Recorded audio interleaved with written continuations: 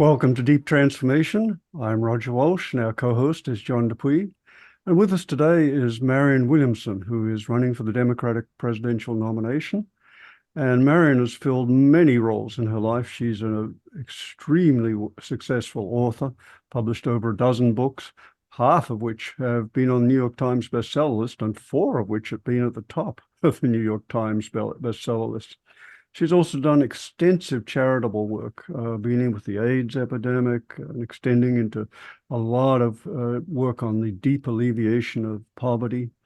She has a deep concern for inequality, and she has a deep spiritual commitment. Really, her life has really been clearly oriented around very profound values of service and aspiration for the highest good. So, Marianne, welcome, and thank you so much for being with us and taking some time out of your extraordinarily busy schedule. And maybe we can just jump in and ask, your life has been so value-driven. What are the underlying values that you are motivating you to, as you do your presidential run? Well, I've always said, Roger, that my life works pretty well when I practice what I preach.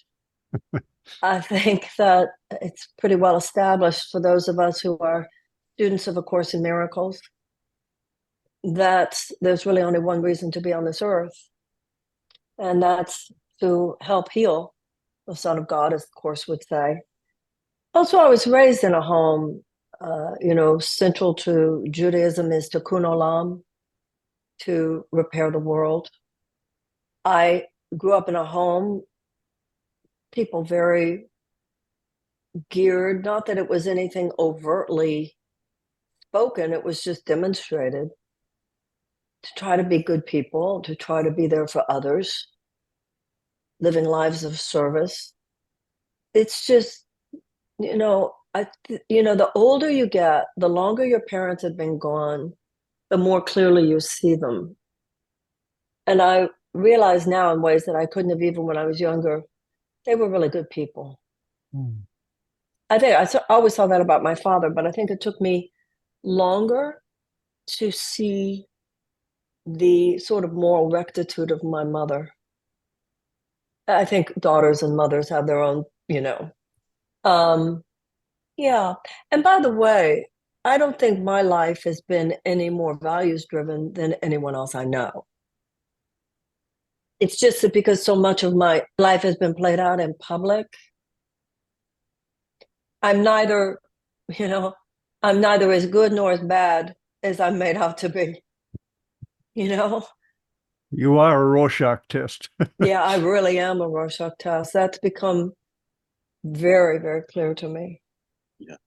Yeah.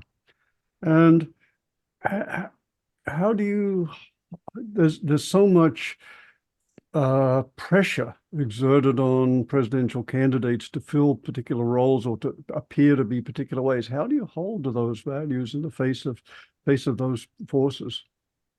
We're living in a very mean-spirited time. We're living at a time where ethics, and the word that's come up for me recently that there's a lack of honor. Nothing has any. People don't think, what is the honorable thing to do? Would that be dishonorable? People lie so casually. People destroy people's careers so casually. People smear so casually, repeat trash so casually, transgress against the values and the ethics of their own chosen profession so casually. Not everyone. We're living at a time, we talk about the deep division in this country. The division I see isn't between left and right nearly so much as between decent and indecent.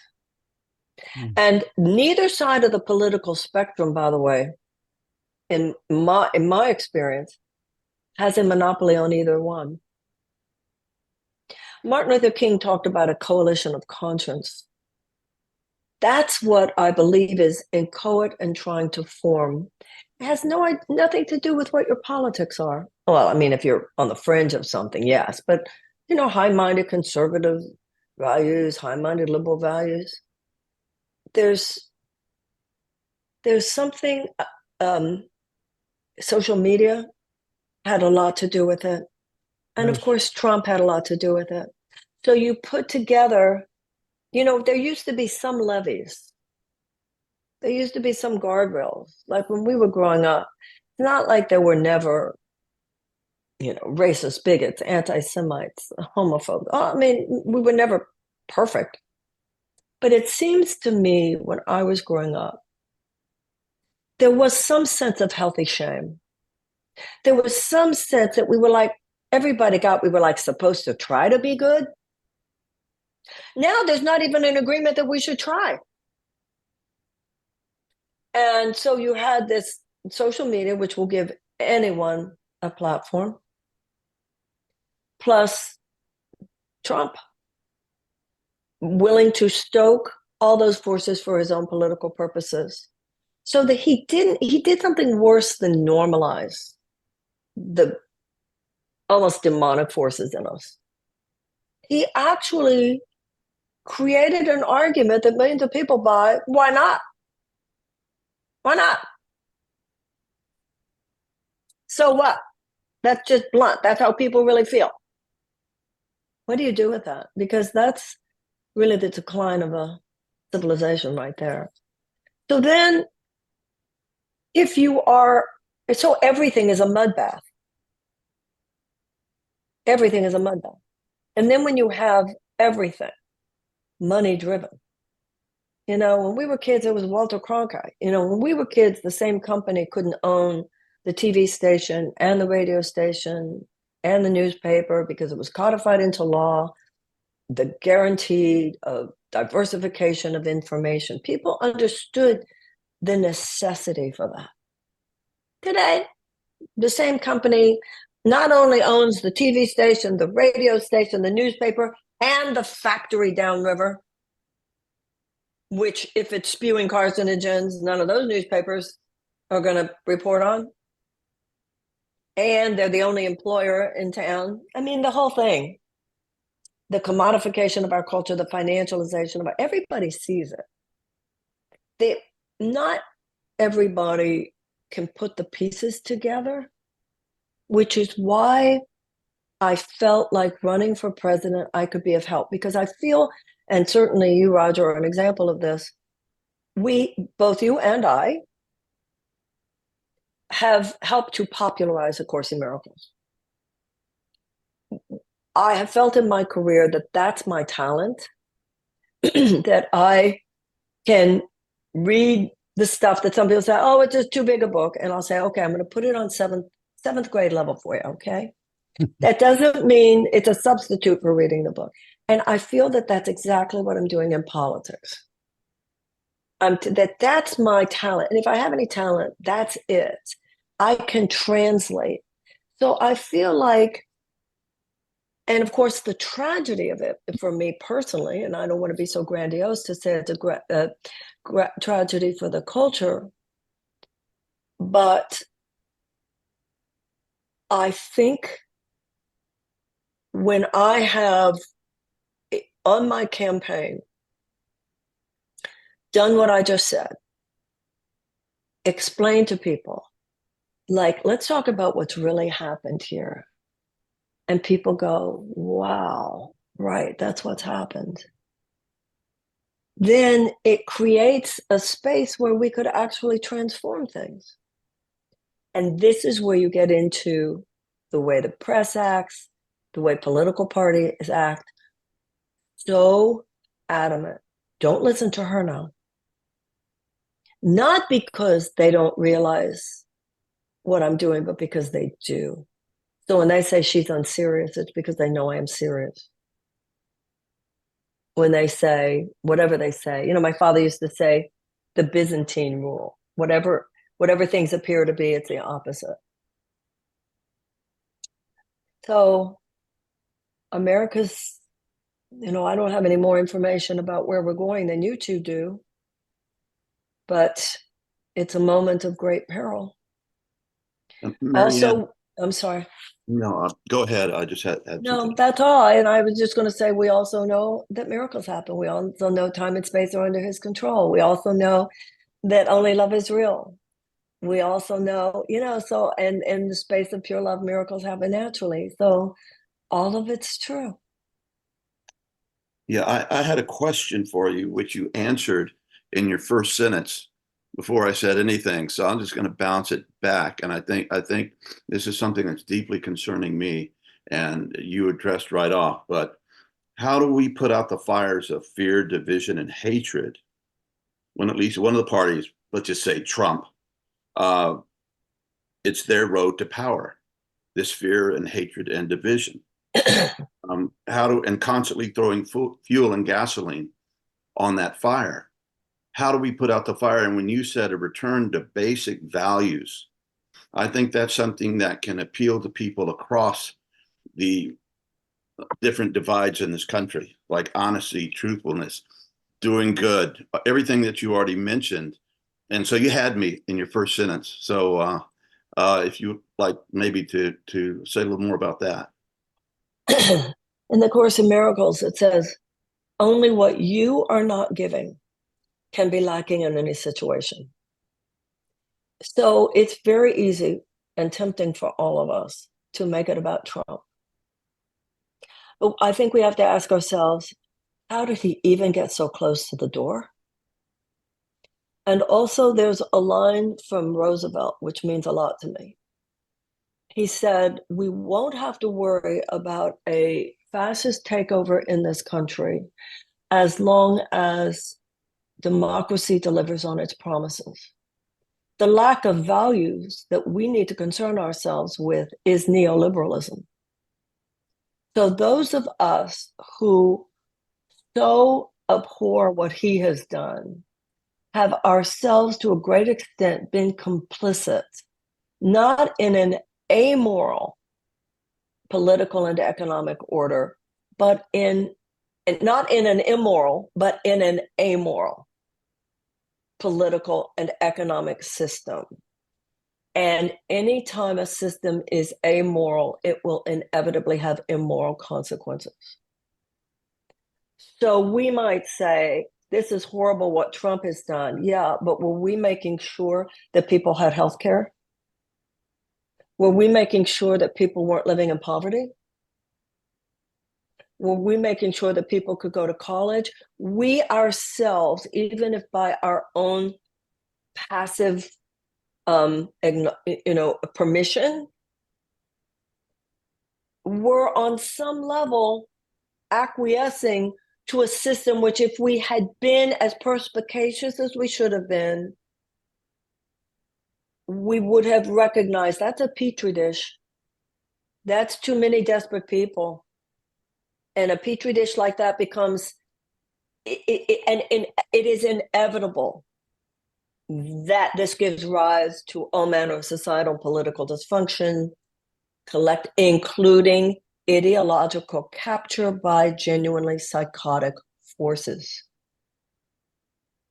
Whether you're talking about here or Gaza, it's the same thing. And then the people in charge, I'm talking to you, Benjamin Netanyahu, and I'm talking to the people, many of whom are the types we know.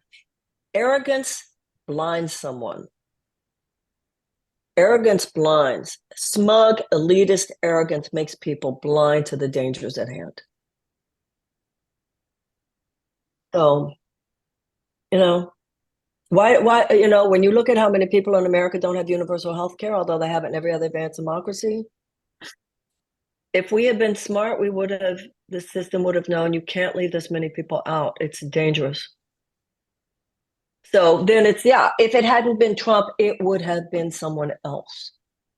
If it's not the Proud Boys, it would have been the Oath Keepers. If it's not, it would have. And also Trump, from a metaphysical perspective, we made a businessman God. That was the imagery that took over in this country. So from a spiritual, psychological perspective, how can we be surprised that the most perverted, ugly face of one would show up? It's, this is Jungian. So only what you are not giving can be lacking in any situation. So from a Course in Miracles perspective, God has a plan, the teachers of God, and we can't know. There's a lot of stuff in the Course. You can't know, what's that stuff even at the beginning? Something in the, Roger, you probably know, I don't know, John, I don't know if you're a student of the Course in Miracles, forgive me. I certainly know Roger. Roger, I am, yeah. Okay. Well, Roger, something at the beginning about, it's towards the beginning about how when you work a miracle, it affects situations that you will never know about or hear about. Yes. You have a different thought here and you don't know how it's affecting someone in Africa. That we have to assume, we have to all, the plan of the teachers of God, your assignment, podcast, books, my assignment, running for president. There is a plan for the teachers of God. And that's God's response to all of this. No one of us can fix it. But I do believe, and that's the tragedy to me of running for president. I don't want to call it a tragedy. Let's say that's what's so poignant to me. Running for president, I've seen this twice now. And I see it this time as much, almost more than last time. The American people are not the problem. Even I remember when a radio host in Las Vegas said to me, how are you going to get Joe's six-pack to go along with what you're saying? I said, this country elected Abraham Lincoln. The American people are not the problem. The American people, there's a decency. I'm not saying we're better than anybody else. We're not. But we're decent. We're, once again, Course in Miracles, people hear you at the level you speak to them from. You speak to the nobility in people, the nobility in people respond. The problem, and it is a problem, is a sclerotic, corrupted political system that sits on top of the will of the people like a lid on a pot, and they push down. They don't want to hear from the people. They don't want to hear from me. They don't want to hear, they've decided it's Joe. How's that any different than what's happening on the other side? So you've said a lot, Marianne. I just want to emphasize a couple of things. One, you pointed to the fact that we can rail against various groups and politicians or whoever, but in the end, it always comes back to what can I do? What's the specific contribution? And what am I exactly? That's the Course, right? Only what you were getting. And also, it says something else, Roger, that has been a big one for me, not only in terms of the country, but it's a big one for me with what I'm dealing with right now, even. Where it says you have to take 100% responsibility for your experience. Yeah. And the price you pay if you do not do that is that you will not be able to change it. Yes. Responsibility is responsibility, the ability to respond and choose. Yes. And one of the reasons I wanted to be president is I thought I could help America look in the mirror. Mm-hmm. Our own policies have caused so much damage domestically and abroad. Yeah. National atonement is in order. You can't blame Donald Trump for everything. No, good point. And I also want to emphasize something that you said briefly, but so important, that the way in which we, and particularly you in your role as running for president, speak to people is so important. And you mentioned speaking to the nobility, expecting that from people, and that people respond to our expectations. That's a basic psychological principle. And when so much, as you said, has been degraded in our society, in our communication, in social media, etc., it is so easy, and it's the characteristic of demigods, to speak to the lower, to the less than noble, to the divisiveness, to the fear, the anger, the greed, etc., etc. And so I just resonate when you speak to the nobility, and that will, to some extent, evoke and call that forth. It's beautiful. The problem is That has always been my experience as a speaker in A Course in Miracles. The problem when you're trying to do it politically is that there are so many forces, vicious forces at work to make sure people don't hear you. Don't listen to her now. People there, I'm not going to go hear her. Because there are people who know if you go hear her, you might be, I mean, it's almost like witch archetype. Ooh, and then even if you like me, oh, she got to you. Ooh, don't let her do that. I mean, it's almost like something out of the Middle Ages or something. It's her witchcraft. I mean, they don't say that, but that's almost the feeling. And then what people can do in the media to misquote you or take one sentence, like you have no idea. You know how in the Course in Miracles about sickness being an illusion? So in my first book, A Return to Love, I talk about the whole thing in the Course in Miracles, sickness is an illusion. Do you know how that's been used to damage me politically? Oh, yes. Yeah. But then, Roger, we don't even need to go into some of that. We'll go into some of that privately. No, it's very important, and I can tell by what you're saying that this is experience talking here. You've been attacked in vicious ways, and I've even seen examples of it. And how do you deal with that, Marianne, and keep going?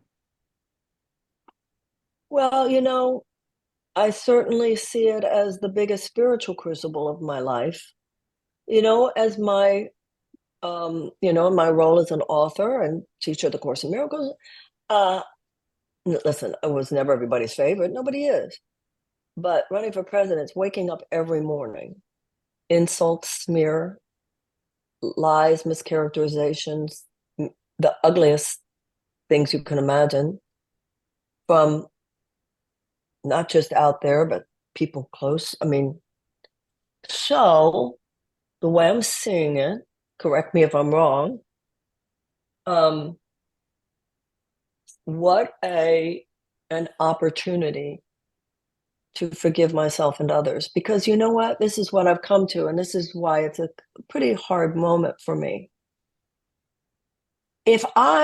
Even with the way people have treated me, and I have been, it's abuse. It's like online bullying, If I had built a strong enough campaign, I would have been able to ride out that turbulence. So as a Course in Miracles student, it's all what are you not giving. So there's a lot of woulda, shoulda, coulda, where I was not wise. I hired someone I shouldn't have hired. I didn't hire someone I should have hired. I spent the money on this when I should have spent the money on that.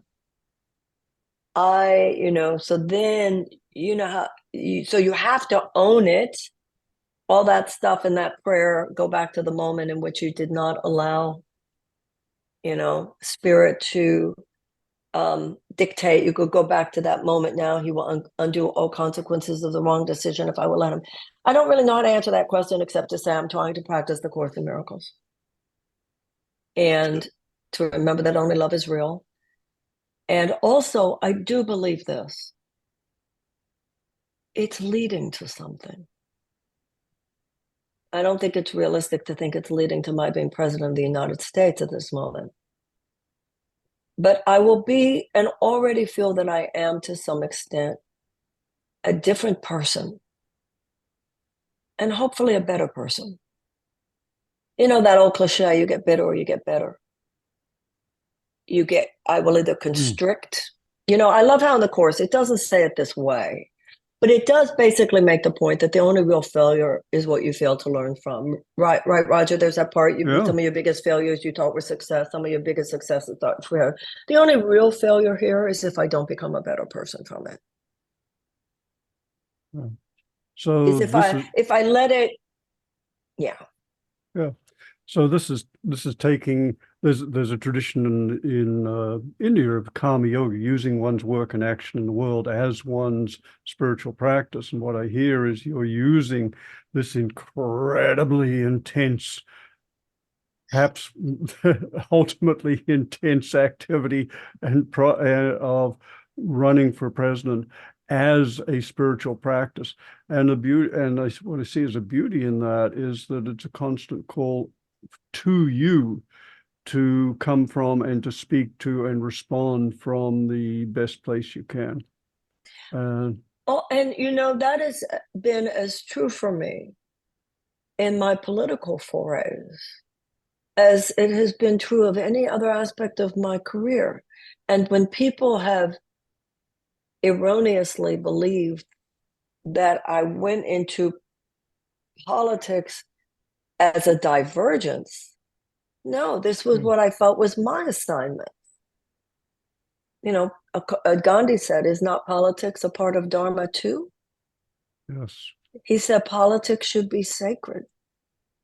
One of the things running is a lot of times I'm speaking in spiritual centers or in yoga studios or in wellness studios. It's been true in the last 2 weeks.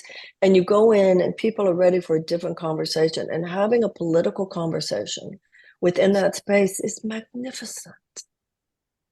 Magnificent. And it's the only space out of which real healing will come at this point.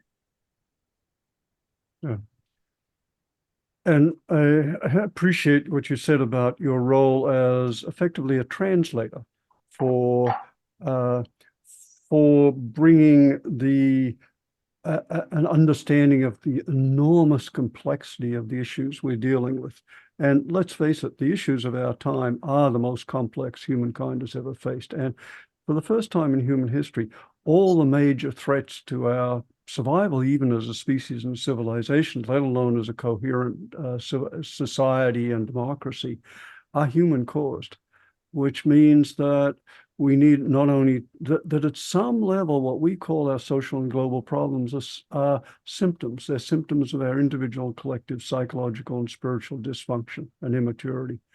And so what is really called for, but it's so rarely recognized in what I see you doing, is addressing both the symptoms, the problems, and their underlying psychological, spiritual roots. And that's a rare and much needed contribution. And whether you succeed or not in becoming president, and hopefully you will, but even if not, then there's an example, there's a modeling, and there's a pointing to a richness of thought and integration that is so desperately needed in these when divisiveness it rules. Absolutely. The 20th century was a very mechanistic mindset. The world is a big machine. If you don't like what you see, you just tweak the pieces of the machine, right? There's a British physicist, James Jeans, who said, it turns out the world is not one big machine. The world is one big thought.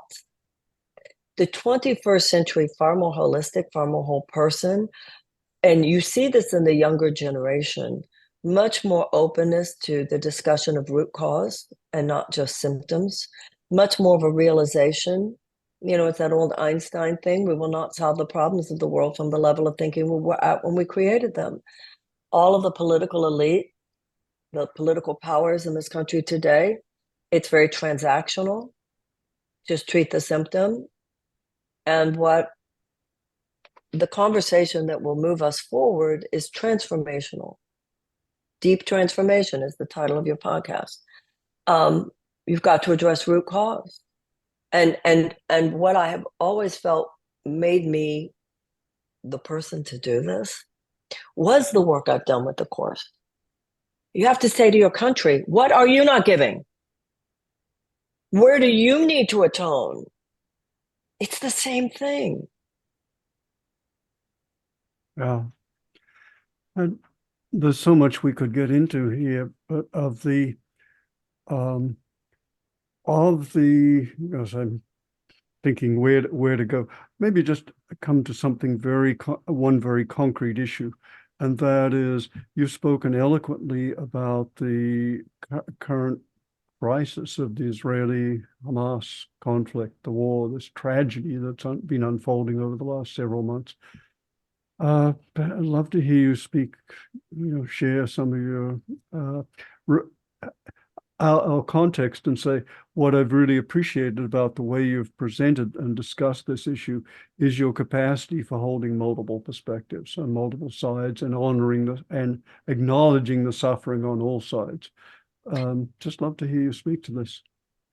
Well, you are so right. The Course in Miracles says God does not give you victory in battle. God lifts you above the battlefield. It also says in the Course, the holiest spot on earth is where an ancient hatred becomes a present love. And when it comes to Jews and Muslims, so remember there was an ancient love. I mean, historically, going back many, many centuries, Jews and Muslims got along better than either one of them got along with Christians. So this is a modern aberrational horror. I wrote an article in Newsweek magazine a couple years ago about unprocessed trauma in both Israelis and Palestinians. The Israelis at having been traumatized by the Nazis and the Palestinians at having been traumatized by the Israelis. And that if your own trauma is unprocessed, you are incapable of being present for the suffering of another human being. Mm-hmm. And now, of course, everything I just said magnified by so much. So the cause of real peace building was, on one hand, put back so much. Although it was put back by Benjamin Netanyahu, his policies of the last 15 years, the continuing occupation, the settlements, the siege and blockade of Gaza. So now, the Course in Miracles says it's not up to you what you learn, it's merely up to you whether you learn through joy or through pain. The pain now. So on an external level, and by the way, I think that you will appreciate this, there's a line, if you don't know it, from Martin Luther King, where he's talking about politics, and he's talking about desegregating the American South. He says, the desegregation of the American South is the political externalization of the goal of the civil rights movement. But the ultimate goal is the establishment of the beloved community. Mm. And that so applies. What do we have to do externally? We've got to establish a two-state solution. There's, some people say, oh, that's a dead idea. Like, okay, what's your plan for one state? I mean, these people who their level of hatred and fear of each other from a distance is so great. What you're going to say, okay, let's just be one state and everybody be happy. I mean, what do we, it's such a setup for bloody civil war unlike anything we've ever seen. But the work has got to be done on that level. And the sadness to me is how much of that work was being done, but not on the level of governmental forces, not on the level of Netanyahu, not on the level of, obviously, Hamas, not on the level of the Palestinian Authority. But I've been there. I know, there are these schools in Israel called the hand-in-hand schools, where little children are taught both Arabic and Hebrew, and they're taught both people's history, and they're taught both people's holidays, and about both people's religion, these little children, and it's so beautiful, and there are two teachers in every classroom and so forth.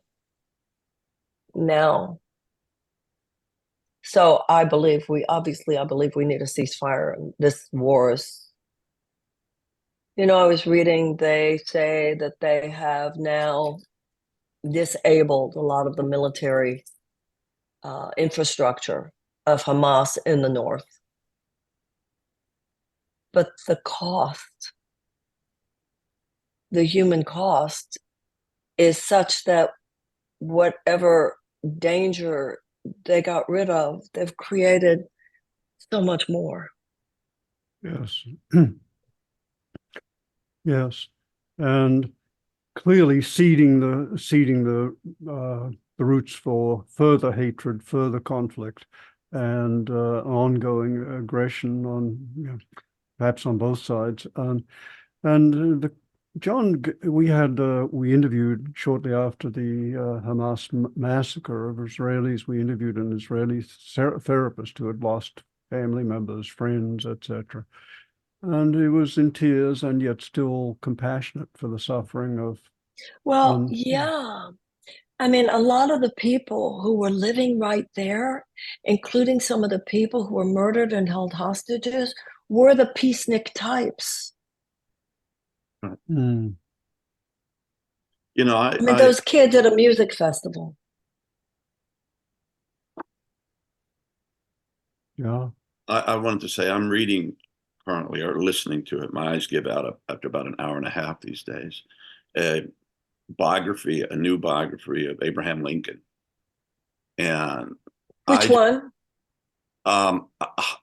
it called There Was Light by John Meacham that came out? No, it's not. Oh, And really? I didn't think I was going to mention this, but he's my favorite president and Republican, I might add. But what I feel there's a lot of similarities between you and Abraham Lincoln, because he was continually growing. When he was running for president, as a president, he took on the suffering of our country, both sides, and realized what had to be done. But there was a continual growth, and there was an honesty and admitting when he was wrong. And I just never had a conversation like this. Well, I haven't, or heard a conversation with somebody who's running for president who is so deeply honest. And so deeply, I can feel the pain that you're suffering and the pain that you put yourself in by putting yourself in this position. You really are taking on all these different divisions and all this hatred and all this stuff and trying to bring us back together in a way that is very similar to Abraham Lincoln and similar to his greatness. And I just want to say Marianne, it's very moving. Well, thank you. Abraham Lincoln lived at a time where human authenticity was prided rather than derided within politics. So I'm not doing anything that people don't do. It's just that politics is this box of toxic inauthenticity. Because if you are going to be real, if you are going to be dedicated to growth, on any given day, there could be 16 gotcha moments. Oh, then you admit blank, blank, blank. Yeah. And that becomes the headline. Yes. So you really, when you are in this field, you understand how politicians become wooden. You understand how they talk gobbledygook.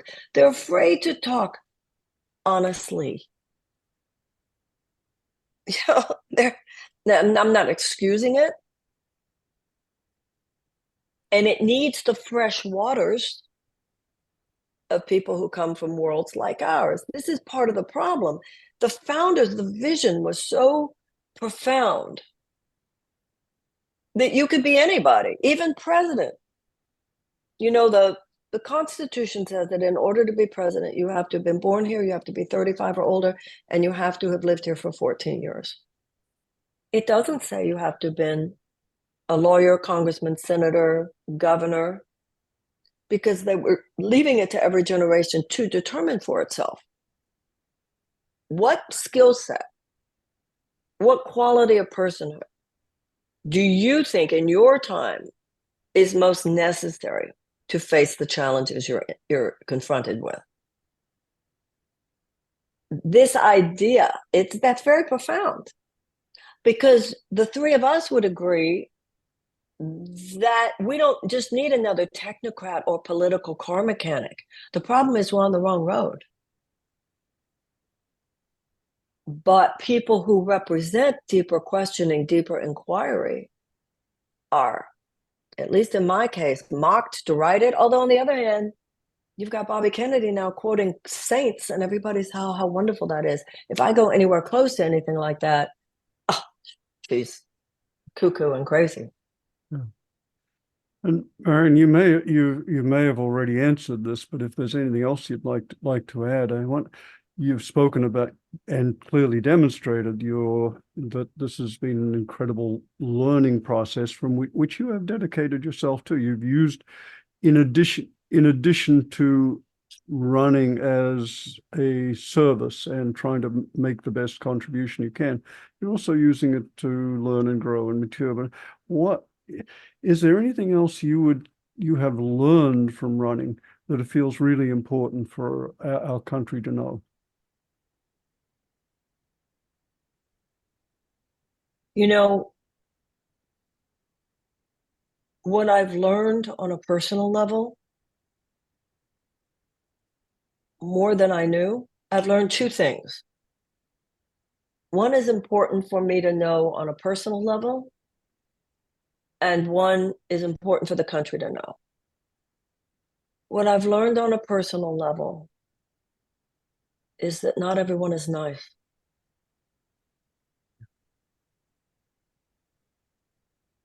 On That's a levels yeah. on levels I don't think I did know. What I have learned that the country needs to know is how many people in this country are nice, good, decent, noble, ready, call people. You were talking, John, about reading about Lincoln. Have you finished the book yet? Not yet. Okay, so you haven't gotten to the second election yet, right? No. The second, okay. So in the second election, people in the North, first of all, as you do know already, at this time we all knew, they thought this was going to last 6 weeks. Right? It was 4 years, over 600,000 dead, the most horrifying, right? And for the second election, people were saying to Lincoln, enough already. And his opponent was saying, let's say to the South, keep your slaves, just come home. Come back into the Union. We'll let you keep your institution of slavery. Just come back. That's the perfect compromise. And obviously, people in the North, people in the South weren't voting in that election. People in the North were understandably saying, why should my husband, my son, my brother have to die because they have slaves? We don't have slaves. I'm in Massachusetts. Why do my men have to die for that? So, understandable question. But Lincoln felt that the Declaration of Independence was our vision statement, our North Star. All men are created equal. And he saw the Declaration as our eternal rebuke against forces of tyranny and oppression. So he felt that if they come back and have slavery, then we've kept the Union together, but we've hollowed out the heart and the soul and the purpose of it all, right? So he expected to lose. Think what it means that he won that election. It means millions of people chose against their own best interests so that the slaves could be free. It's so profound that they reelected him. That's not said enough. And if you read the second inaugural, everybody talks about the Gettysburg Address, which is obviously one, goes without saying. But I think that second inaugural, and also Roger, the spirituality, and he saw everything. One of the things I learned reading There Was Light, which I can't say was a great book, but I did learn some things about him I didn't know that I read last year, is how much of the whole conversation around slavery and the Civil War was biblical. Because the Bible was so important to people at that time. So the South saying, the Bible says we can have slaves. And the North saying, the Bible says we can't have slaves. So it's fascinating. And if you read the second inaugural, how deeply spiritual his whole conceptualization of all this was. Their reverence for the Declaration of Independence, their reverence for the Bible. These were people who, and not just Lincoln. And we have so declined. Yes. Yes. And I feel both sad at the contrast, and I feel both reminded of the inspiration of some of our history and the great people who have upheld values in our country. And I deep respect for you in hewing to that path of trying as best you can to bring those values back into our public discourse and our political life and our country and culture. Marianne, I know your time is extremely valuable, and we're coming to the end of the 45 minutes that you have. Is there anything else you'd like to say? Well, I'm just grateful to have had the experience of talking to you guys. I hope we can do it again sometime. You know, another line from the Course, an idea grows stronger when it is shared. And so the work that you're doing on your podcast, anytime any of us, you know, once again, deep transformation, you know, this is ameliorative for the culture in all the ways that you and I know about as students of the Course. We don't know who might be listening. And so thank you. I'm honored to have been here. It's just so wonderful when I'm at a time and within an experience where cheap and shallow conversation is so the order of the day, even among people who either know better or want, you know, sometimes with these people, I feel like you go to therapy, you go to AA, you whatever. Why are you pretending that politics has to be about something else?